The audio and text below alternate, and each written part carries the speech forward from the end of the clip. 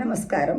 శ్రీమద్భాగవత మహాపురాణము ప్రథమ స్కందము 12వ అధ్యాయము పరీక్షితు యొక్క జననము 30వ శ్లోకము.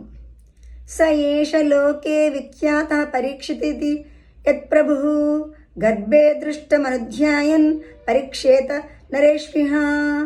ఈ విష్ణురాత్రుడు తల్లి గర్భమున తాను దర్శించినటువంటి పరమపురుషుని స్మరించుచు ఆయన వీరిలో ఉన్నాడా లేక వారిలో ఉన్నాడా ఏమి అని తనకు ఎదురుగా ఉన్న మనుషులలో ఆ మహాపురుషుని గూర్చి వెదకుచుండెను.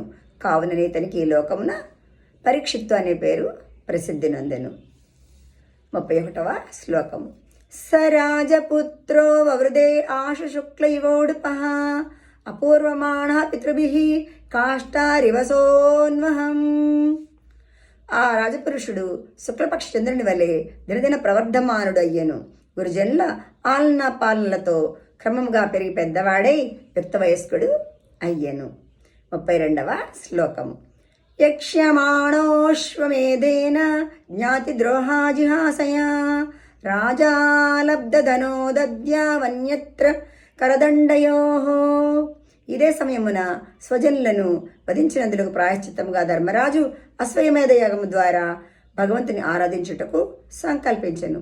సామంతరాజు నుండి వచ్చిన కప్పములు, జరిమానాలు మొదలగు వాటి ద్వారా చేకూరిన ధనము తప్ప వేరే ధనము లేకుండట వలన అతడు చింతాక్రాంతుడు అయ్యను. 33వ శ్లోకము. తదవిప్రేతమాలక్ష్య భ్రాతరోచ్యుత చోదితాః ధనం ప్రహీణమాజహృదీక్ష్యాం దిశిభూరిషః.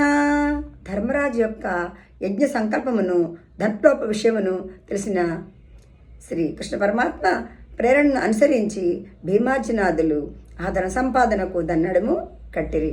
పిమ్మట వారు ఉత్తర దిశ యందు పూర్వము మరుత్తు అను రాజు ద్వారా మరియు బ్రాహ్మణుల ద్వారా పడవేసిన ధనరాశిని తీసుకొని వచ్చిరి.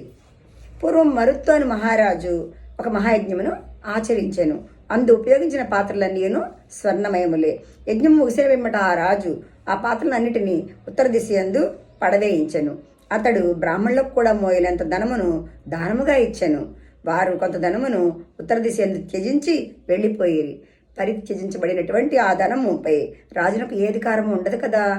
కావున అటు ధనమును తెప్పించి శ్రీకృష్ణ భగవానుడు యుధిష్ఠిరుని ద్వారా యజ్ఞమును చేయించెను అనేటువంటి విషయం ఇక్కడ విశదీకరించారు. ధన్యవాదములు.